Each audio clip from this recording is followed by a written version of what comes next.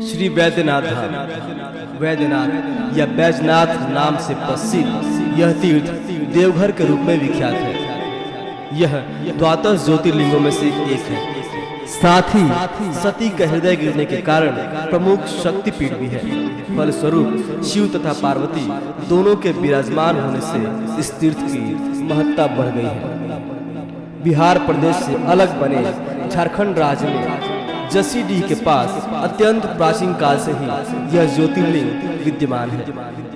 शिव पुराण के अनुसार वैद्यनाथ के बारे में प्रसंग आया है कि एक बार लंकापति रावण ने महादेव शिव जी को प्रसन्न करने के लिए कैलाश पर्वत पर जाकर घोर तपस्या की। भोले शंकर ने उसकी भक्ति भावना से प्रसन्न होकर प्रत्यक्ष दर्शन दिए और वरदान मांगने को कहा।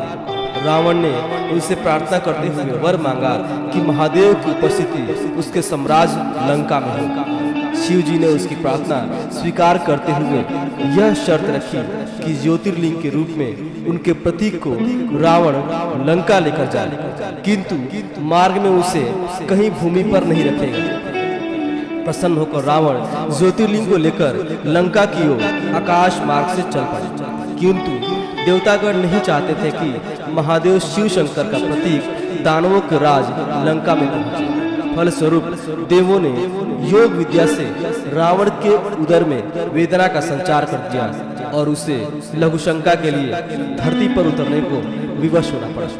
तभी ग्वाले के रूप में वहां खड़े विष्णु जी को मूर्ति थमाकर रावण लघुशंका से निपटने के लिए गया, परंतु वह ग्वाला मूर्ति के भार को अधिक देर तक नहीं संभाल सका और उसने उसे भूमि पर रख दिया। वापस आने पर महाबलशाली रावण ने शिवलिंग को उठाने का प्रयत्न किया, पर वह तो धरती में गहराई तक स्थापित हो चुका था। निराश होकर रावण ने सभी तीर्थों की मिट्टी तथा पवित्र सरिताओं के जल को शिवगंगा सरोवर में एकत्र कर शिवलिंग का अभिषेक किया और नतमस्तक होकर मूर्ति को अंगूठे से दबाकर लंका वापस लौटाया। शिवलिंग 11 अंगुल ऊंचा है और आधार से थोड़ा ही उठा हुआ है।